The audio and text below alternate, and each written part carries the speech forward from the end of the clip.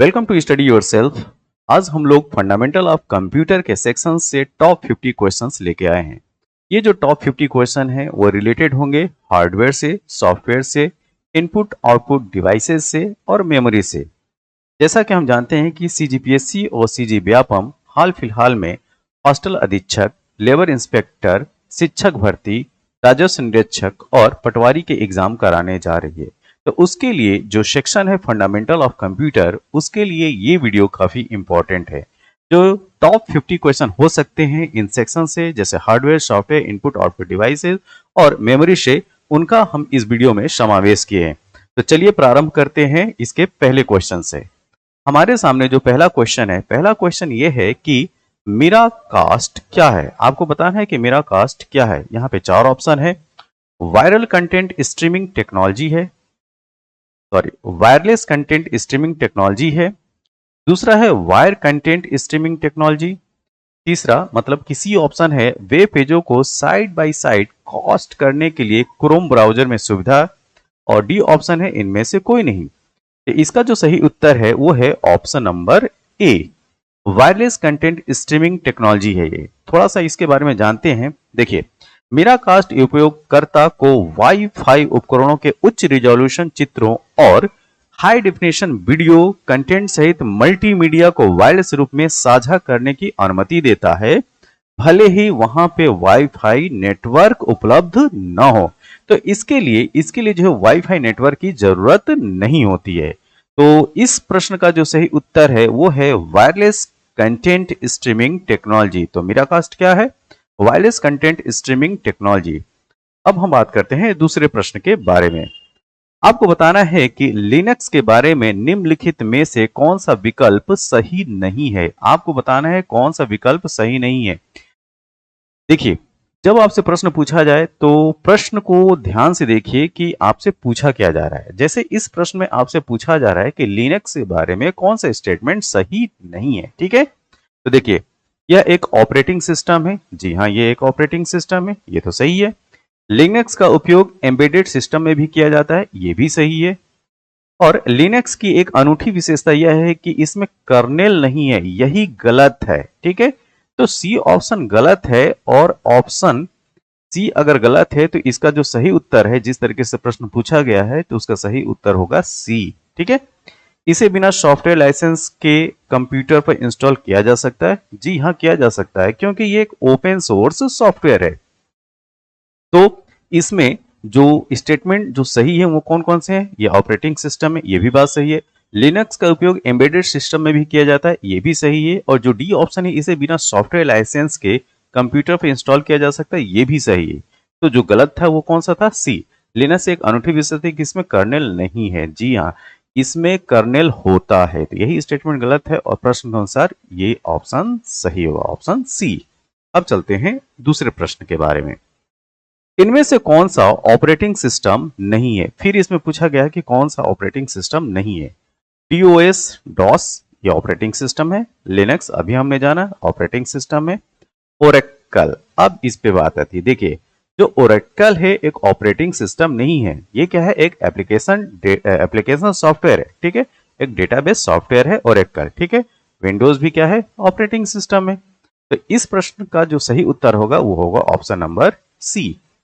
Next, अगला प्रश्न यह है कि निम्नलिखित कथनों पर विचार कीजिए तथा दिए गए विकल्पों में से सत्य या असत्य का चयन करना है आपको। ठीक है, तो पहला स्टेटमेंट यह है कि ऑपरेटिंग सिस्टम एक मानव और एक मशीन के बीच का इंटरफेस है, ये पहला स्टेटमेंट है।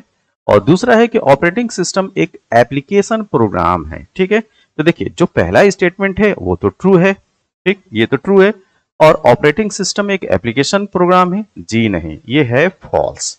जो ऑपरेटिंग सिस्टम होता है एक सिस्टम सॉफ्टवेयर होता है, ना कि एप्लीकेशन सॉफ्टवेयर। ठीक है, देखिए, सॉफ्टवेयर के बेसिकली तीन क्लासिफिकेशन होते हैं। एक होता है एप्लीकेशन, एक होता है सिस्टम और एक होता है यूटिलिटी सॉफ्टवेयर। तो जो ऑपरेटिंग सिस्टम है वो सिस्टम सॉफ्टवेयर के अंतर्गत आते हैं, ना कि एप्लीकेशन सॉफ्टवेयर के या एप्लीकेशन प्रोग्राम के अंतर्गत।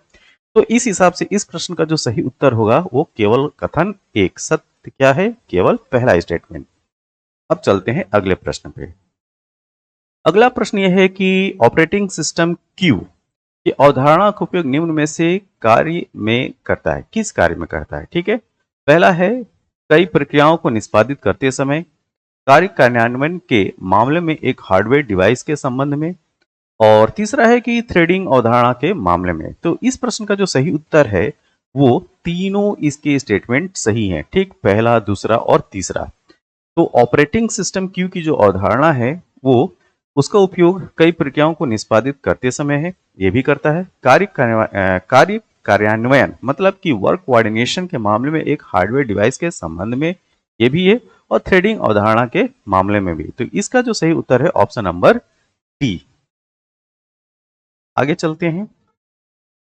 अगला प्रश्न यह है कि डेडलॉक क्या है? डेडलॉक क्या है? तो देखिए, इसका जो पहला ऑप्शन है, ऑप्शन नंबर ए, वह स्थिति जहां प्रत्येक प्रोसेस अवरुद्ध हो जाता है और रिसोर्स रिलीज करने के लिए दूसरे की प्रतीक्षा करता है। फिर से इस स्टेटमेंट को देखिए, क्योंकि यही स्टेटमेंट जो है वो सही है। वह स्थिति जहां प्रत्येक प्रोसेस अवरुद्ध हो जाता है, कोई प्रोसेस जो है वो काम नहीं करता है और रिसोर्स रिलीज करने के लिए दूसरे की प्रतीक्षा करता है। तो इसका ऑप्शन नंबर ए इसका सही है। ठीक है, तो आगे हम देखते ही नहीं है, नेक्स्ट चलते हैं। अगला प्रश्न ये है कि निम्नलिखित में से कौन सा कथन असत्य है? आपको जो है फॉल्स स्टेटमेंट को शॉर्ट आउट करना है। ठीक है, तो यहाँ पे दो स्टेटमेंट दिए गए हैं। लिनक्स कर्नल ऑपरेटिंग सिस्टम का मुख्य भाग है जो उपकरणों और सॉफ्टवेयर के बीच संचार स्थापित करता है, ये पहला स्टेटमेंट है। दूसरा ये है कि यदि आप वायरस, मालवेयर, स्लोडाउन, क्रैश से छुटकारा पाना चाहते हैं तो लिनक्स एक आद ऑपरेटिंग सिस्टम हो सकता है। ठीक है, तो आपको असत्य ढूंढना है। तो एक्चुअली में क्या है कि लिनक्स के पॉइंट ऑफ व्यू से ये दोनों के दोनों स्टेटमेंट जो है वो सही हैं। ठीक है, ये दोनों स्टेटमेंट सही हैं। लिनक्स जो है कर्नल ऑपरेटिंग सिस्टम का मुख्य भाग है जो उपकरण और सॉफ्टवेयर के बीच संचार स्थापित करता है, ये ट्रू स्टेटमेंट है। और यदि आप virus, malware, slow down, crash से छुटकारा पाना चाहते हैं तो लिनक्स एक आज या प्रो ऑपरेटिंग सिस्टम की तरह से आप यूज कर सकते हैं। तो दोनों के दोनों स्टेटमेंट सही हैं। लेकिन प्रश्न में आपसे पूछा गया है कि कौन सा असत्य है। तो दोनों जब स्टेटमेंट सही हैं तो इस हिसाब से जो सही उत्तर होगा वो होगा ऑप्शन नंबर बी, ना तो फर्स्ट ना ही सेकंड, क्योंकि दोनों के दोनों स्टेटमेंट इसके क्या हैं, सही हैं। नेक्स्ट, एप्लीकेशन सॉफ्टवेयर को निम्नलिखित विभिन्न उद्देश्यों हेतु उपयोग किया जा सकता है। किसके लिए? एक व्यापारिक टूल के रूप में, संचार की सुविधा के लिए मतलब कम्युनिकेशन के लिए, ठीक। और तीसरा है स्टेटमेंट की क्रियाओं के निर्माण तथा विलोपन संचालित करने हेतु, बैकअप सिस्टम प्रदान करने हेतु। ठीक है, तो इसका जो सही उत्तर है ऑप्शन नंबर एक, एक और दो, इसका केवल एक और दो ही सही है। ठीक, ये एक आप जो है जो एप्लीकेशन सॉफ्टवेयर होते हैं आप एक व्यापारिक टूल के रूप में इस्तेमाल कर सकते हैं और संचार सुविधा के लिए इस्तेमाल कर सकते हैं। तो इसका सही उत्तर क्या हो गया? Option number A. नेक्स्ट, निम्नलिखित में से कौन सा कंप्यूटरों में प्रयुक्त डेटाबेस सॉफ्टवेयर नहीं है? आपको बताना है कि कौन सा जो है वो डेटाबेस सॉफ्टवेयर नहीं है। तो देखिए, ओरेकल जो है पिछले प्रश्न में हम देख चुके हैं कि ओरेकल क्या है, डेटाबेस सॉफ्टवेयर है। ठीक, फॉक्स प्रो ये भी जो है वो डेटाबेस सॉफ्टवेयर है। एमएस वर्ड जो है वो डेटाबेस सॉफ्टवेयर नहीं है। ठीक है, एमएस एक्सेस ये भी एक डेटाबेस सॉफ्टवेयर है। तो इसमें आपसे पूछा जा रहा है कि कौन सा कंप्यूटर में प्रयुक्त डेटाबेस सॉफ्टवेयर नहीं है, तो इसका ऑप्शन होगा ऑप्शन नंबर सी। ठीक है, इसका उत्तर है सी।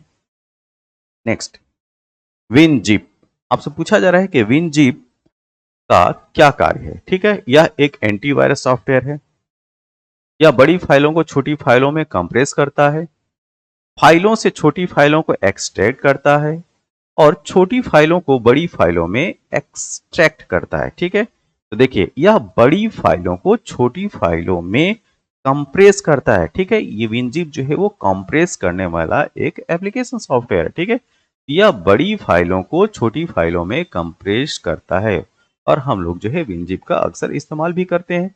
तो ऑप्शन नंबर जो बी है यह इसका सही उत्तर होगा।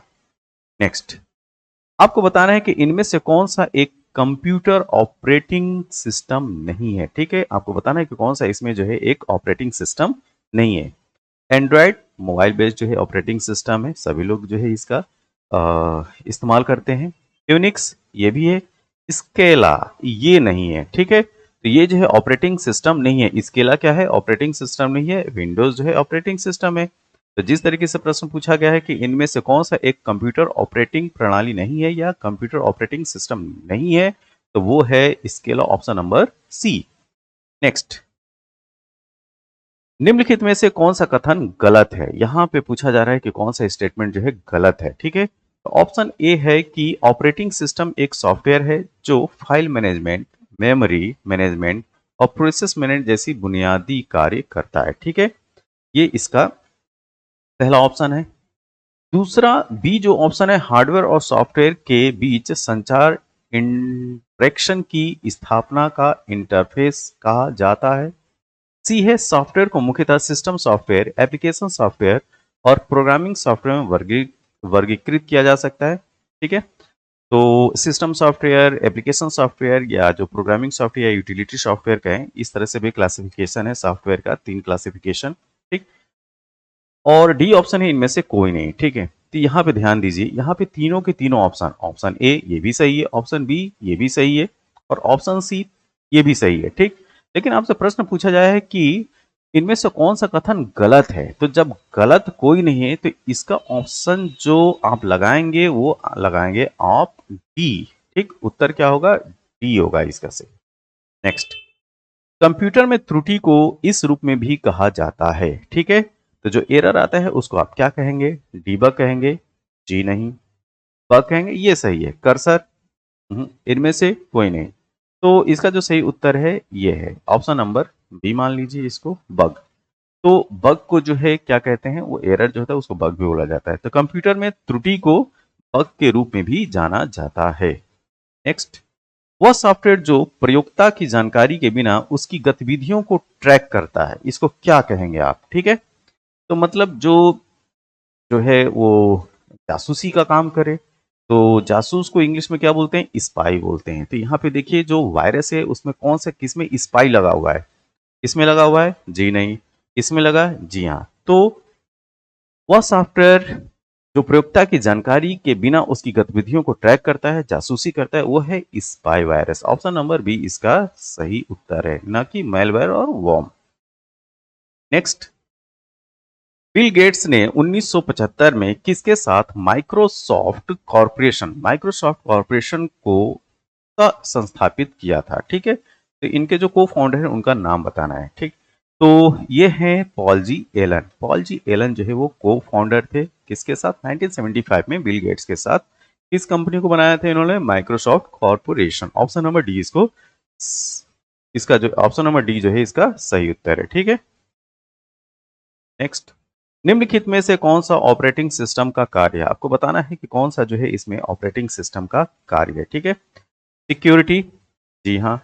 फाइल मैनेजमेंट, ये भी सही है। मेमोरी मैनेजमेंट, ये भी सही है। तो दिए गए विकल्पों में सभी के सभी उत्तर जो है वो सही हैं। ऑप्शन नंबर डी इसका सही उत्तर है। नेक्स्ट, एक फाइल लोड करना और सेव करना एक ऐसा कार्य है जिसके द्वारा परफॉर्म किया जाता है, क्या परफॉर्म किया जाता है, ऑपरेटिंग सिस्टम के द्वारा, मॉनिटर, इंटरप्रेटर और कंपाइलर, ठीक।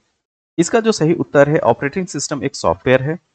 ऑपरेटिंग सिस्टम एक कंप्यूटर रिसोर्स को एक या अधिक कार्यों के लिए एलोकेट या डिलोकेट करना है, ठीक है।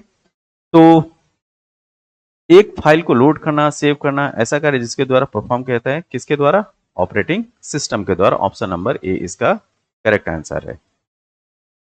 नेक्स्ट, फ्लैश मेमोरी, आपको बताना है कि फ्लैश मेमोरी एक विशिष्ट प्रकार का है, क्या है, ई रोम, ई रोम की ई रैम, क्या ई पी रोम या ई पी रोम। इसका जो सही उत्तर है ऑप्शन नंबर सी, ठीक है। Electronic erasable programming read only memory. तो ऑप्शन नंबर सी इसका सही उत्तर है। जो फ्लैश मेमोरी होती है यू होती है E P R O M. Next, निम्नलिखित में से कौन सा कंप्यूटर चिप के मुख्य प्रकार हैं, आपको बताना है कंप्यूटर चिप के प्रकार, ठीक है। तो primary memory chip, micro processor chip, primary memory chip दोनों, माइक्रो प्रोसेसर चिप, इनमें से कोई नहीं, ठीक है। तो कंप्यूटर चिप के जो मुख्य प्रकार हैं, प्राइमरी मेमोरी है, सेंट्रल प्रोसेसिंग यूनिट से जुड़ा रहता है, और प्राथमिक मेमोरी छोटे भागों में बटी होती है जिनके लोकेशन को सेल, तो इसमें जो है ये है primary memory chip, option number A. Next, कौन सा स्टोरेज माध्यम सबसे तीव्र और महंगा है? आपको बताना है कि सबसे तीव्र और महंगा है, ठीक है, जो सबसे फास्ट है। हार्ड डिस्क, डीन है। रीड ओनली मेमोरी, रोम, ये भी नहीं है। Read random access memory, RAM, ये भी नहीं है। कैश मेमोरी सबसे फास्ट होती है, ठीक है, लेकिन इसकी जो स्टोरेज कैपेसिटी थे वो सबसे कम होती है। नेक्स्ट, जब आप पीसी पर्सनल कंप्यूटर पर किसी डॉक्यूमेंट पर कार्य करते हैं तो डॉक्यूमेंट अस्थायी रूप से कहाँ स्टोर किया जाता है, ये आपको बताना है। तो अस्थायी मतलब टेम्पोररी, जो वो रैम में जाके स्टोर होता है। तो जब आप किसी पीसी पर किसी डॉक्यूमेंट पर कार्य करते हैं तो डॉक्यूमेंट अस्थायी रूप से कहाँ स्टोर होता है? रैम में। तो इसका जो सही उत्तर है option number A. Next, RAM एक अस्थायी मतलब वोलेटाइल मेमोरी है, क्योंकि आपको बताना है कि वोलेटाइल मेमोरी रैम को बोला जाता है, क्यों बोला जाता है? देखिए, इसे रीड और राइट, राइट नहीं है, ये राइट है, ठीक है, रीड और राइट दोनों के लिए प्रयोग किया जाता है।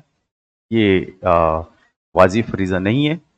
इसमें किसी भी लोकेशन को सीधे पढ़ा जा सकता है, ये भी सही नहीं है। इसमें डाटा बनाए रखने की लगातार पावर सप्लाई की जरूरत होती है। जी हाँ, अगर पावर सप्लाई इंटरप्ट हो गया तो जो उसमें जो मेमोरी है, उसमें जो इंफॉर्मेशन है वो जो है वो इरेज होते खत्म हो जाती है। तो रैम को इसलिए अस्थायी मेमोरी कहते हैं क्योंकि इसमें डाटा बनाए रखने के लिए लगातार पावर सप्लाई की जरूरत होती है। और अगर पावर सप्लाई इंटरप्ट हुआ, अगर पावर सप्लाई नहीं हुआ, रुक गया, तो उसमें जो डेटा है वो खत्म हो जाता है। तो इस वजह से ये वोलेटाइल मेमोरी है, अस्थायी मेमोरी है। ऑप्शन नंबर सी इसका सही उत्तर है। Next, RAM, RAM, okay. Next, non volatile memory एक प्रकार की कंप्यूटर मेमोरी है। जी हाँ, जो कंप्यूटर की भी स्टोर की गई जानकारी को बरकरार रख सकती है, ठीक है, प्रोसेस हुए बिना, रुक कर चलने पर, चालू होने पर और चालू ना होने पर, ठीक है। तो इसका जो सही उत्तर है वो ये है कि चालू ना होने पर, ऑप्शन नंबर डी। अगर मान लीजिए अगर आपने सिस्टम को बंद भी कर दिया है तब भी जो नॉन वोलेटाइल मेमोरी है वो खत्म नहीं होती है, वो कंप्यूटर में बनी रहती है। तो ऑप्शन नंबर डी इसका सही उत्तर है। ओके, अगला, वास्तविक भौतिक पतों के लिए तार्किक पतों के मानचित्रण की प्रक्रिया के रूप में जाना जाता है। क्या जाना जाता है? तो एड्रेस स्थान पहचानना, option number A. Addressing mode, address binding और एड्रेस स्कीमिंग। तो इसका जो सही उत्तर है वो है option number C, address binding. तो वास्तविक भौतिक मतलब जो फिजिकल एड्रेस के लिए तार्किक पतों के मानचित्र मतलब मैपिंग की प्रक्रिया के रूप में हम क्या जानते हैं? Address binding. तो ये जो टर्म है, कभी कभी क्या होता है कि कंप्यूटर के क्वेश्चन में आपसे जो कीवर्ड्स पूछे जाते हैं, उसके जो टर्म्स एंड टर्मिनोलॉजी पूछी जाती है। तो इस तरह के भी प्रश्नों का जो है आप अपने जहन में रखिए, अपने ध्यान में रखिए, ठीक है। तो एड्रेस बाइंडिंग क्या है? तो वास्तविक भौतिक पतों के लिए तार्किक पतों के मानचित्रण की प्रक्रिया के रूप में जाना जाए, क्या कहलाएगा? Address binding. नेक्स्ट, उपागम मतलब एक्सेस समय के आधार पर किस प्रकार की स्मृति मतलब मेमोरी सबसे तेज है, ठीक है। तो यहाँ पे देखिए, रैम है, ये भी मेमोरी है, कैश भी, ये भी मेमोरी है, रोम भी, ये भी मेमोरी है, और सीपीयू रजिस्टर की बात की जा रही है, ठीक है, ये रजिस्टर की बात की जा रही है। तो सबसे जो फास्ट, सबसे तेज जो मेमोरी होती है वो होती है रजिस्टर, ठीक है, रजिस्टर। ऑप्शन नंबर डी इसका जो है वो सही उत्तर है। नेक्स्ट, निम्नलिखित में से मेमोरी कंप्यूटर में सहायक मेमोरी नहीं है, आपको बताना है कि कौन जो है ऑक्सिलरी मेमोरी नहीं है या सहायक मेमोरी नहीं है। Magnetic tapes, P ROM, CD ROM, floppy, ठीक। तो इसका जो सही उत्तर है वो है पी रोम, ठीक, प्रोग्रामर रीड ओनली मेमोरी। ये क्या है? ये सहायक मेमोरी नहीं है। बाकी के ए ऑप्शन, ए, सी और डी, ये क्या है? ये है सहायक मेमोरी, ठीक। नेक्स्ट, निम्न में सबसे तेज कौन सा है? आपको बताना है कि सबसे फास्ट कौन सा है। सीडी रोम, रैम, रजिस्टर और कैश। अभी जो है ऊपर वाला जो प्रश्न था वो ऐसा ही था, ठीक। तो उसमें भी ऑप्शन जो सही था वो क्या था? रजिस्टर। तो सबसे तेज जो फास्टेस्ट जो मेमोरी है वो है registers, option number C. Next, computer के मौलिक इकाई किसे कहते हैं? मतलब आपको पूछा जा रहा है कि फंडामेंटल यूनिट ऑफ कंप्यूटर, ठीक। तो बीट, बाइट, निबल या उपरोक्त सभी। देखिए, जो फंडामेंटल फंडामेंटल यूनिट है वो है बाइट, ऑप्शन नंबर बी इसका सही उत्तर है। ठीक है, बाइट। नेक्स्ट, कंप्यूटर में सबसे छोटा माप यूनिट क्या है? बीट, बाइट, निबल, उपरोक्त सभी। तो इसका जो सही उत्तर है, ओह सॉरी,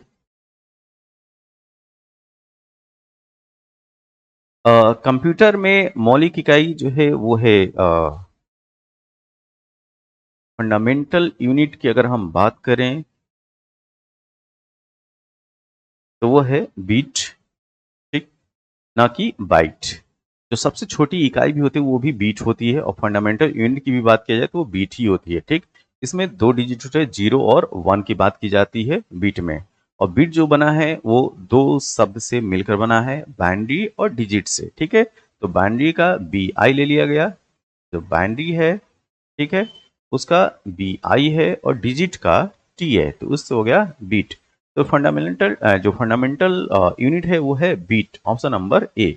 नेक्स्ट, कंप्यूटर में सबसे छोटा माप यूनिट क्या है? Bit, B I T. Bit से बड़ा होता है निब्बल। एक एक निब्बल में 4 बीट होते हैं, जबकि एक बाइट में 8 बीट होते हैं। ठीक, ये थोड़ा रिलेशन याद रखिएगा। तो 8 बीट का एक बाइट होता है, ठीक है? एक बाइट होता है, और 4 बीट का जो है एक निब्बल होता है, ये याद रखिएगा। और अगर निब्बल और बाइट में अगर रिलेशनशिप अगर हम बात करें तो एक बाइट में 2 निब्बल हो जाएंगे। ठीक है, इसको याद रखिएगा, राइट। नेक्स्ट, कंप्यूटर मेमोरी के संगणक मतलब प्रोसेसर को क्या कहा जाता है? ठीक है, तो संगणक को बोलते हैं micro processor, option number C इसका जो है वो सही उत्तर है। ठीक, नेक्स्ट, कंप्यूटर में डाटा संग्रहण उपकरणों को क्या कहा जाता है? जो डाटा को जो संग्रहण करते हैं, स्टोरेज करते हैं। तो जैसा नाम है, जैसा जिस तरह से प्रश्न पूछा जाता है, ऑप्शन से आप लगा सकते हैं इसको। स्टोरेज डिवाइस, ऑप्शन नंबर ए इसका जो है वो सही उत्तर है। कंप्यूटरी संचार के लिए कौन सा हार्डवेयर इंटरफेस प्रयोग होता है? ठीक है, तो इसके लिए कौन सा आपसे इंटरफेस की बात की जा रही है? तो ये है मॉडेम। मॉडेम का इस्तेमाल जो है कंप्यूटर संचार के लिए एक हार्डवेयर इंटरफेस के रूप में करते हैं। जो हार्डवेयर इंटरफेस यूज किया जाता है उसको हम लोग मॉडेम बोलते हैं। कंप्यूटर नेटवर्किंग के लिए कौन सा उपकरण उपयोग या प्रयोग होता है? ठीक है, network interface card, graphic card, sound card और मेमोरी कार्ड। जिस तरीके से नाम है यहाँ से ऑप्शन आप पकड़ सकते हैं। इसका जो सही उत्तर है network interface card, NIC, option number ए इसका सही उत्तर है। नेक्स्ट, कंप्यूटर हार्डवेयर क्या है? कंप्यूटर के भौतिक तत्वों का संग्रह, पहला ही ऑप्शन इसका जो है वो सही दिख रहा है, तो ऑप्शन नंबर ए इसका जो है वो सही उत्तर है। नेक्स्ट, सॉफ्टवेयर को परिभाषित संग्रह क्या है? कंप्यूटर के भौतिक तत्वों का संग्रह, सॉफ्टवेयर को परिभाषित संग्रह की बात की जा रही है। ठीक है, तो कंप्यूटर के भौतिक तत्वों का संग्रह हो ही नहीं सकता। कंप्यूटर प्रोग्रामों और उनकी संचालन प्रणाली का संग्रह, ये ऑप्शन सही है, तो ऑप्शन नंबर बी इसका जो है वो सही उत्तर है। नेक्स्ट, कंप्यूटर माउस किसके लिए उपयोग होता है? आपको बताना है कंप्यूटर माउस जो है वो किसके लिए उपयोग होता है। ठीक, तो डेटा और फाइलों को संग्रहित करने के लिए पहला ऑप्शन है, कंप्यूटर पर नेविगेशन और कमांड देने के लिए दूसरा ऑप्शन है। ठीक है, तो इसका जो सही उत्तर है option number B, computer navigation और कमांड देने के लिए। नेक्स्ट, नीचे दिए गए कथन पर विचार करना है। ठीक, रैंडम एक्सेस मेमोरी कंप्यूटर की स्थायी मेमोरी है जिसे डेटा और प्रोग्राम अस्थायी रूप से संग्रहित करता है। ठीक है, आपको बताना है इसमें से कौन सा कथन सही है। ठीक है, तो रैंडम एक्सेस मेमोरी कंप्यूटर की स्थायी मेमोरी है, ये पहला ही ऑप्शन गलत है। ये जो है स्थायी मेमोरी नहीं है, ये वोलेटाइल अस्थायी मेमोरी है। ठीक है, और दूसरा है रीड ओनली मेमोरी कंप्यूटर की प्राथमिक मेमोरी है जिसमें संचित डेटा केवल पढ़ने के लिए होता है। तो इसका जो सही उत्तर है ऑप्शन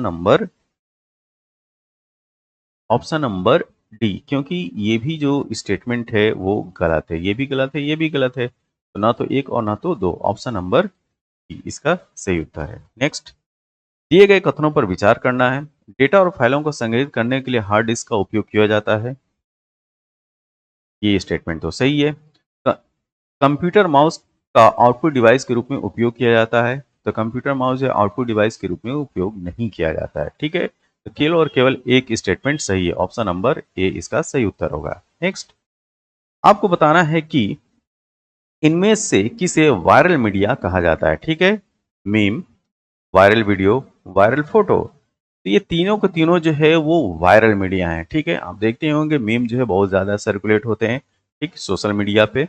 वायरल वीडियो नाम ही लगा हो वायरल, तो वायरल होगा ही।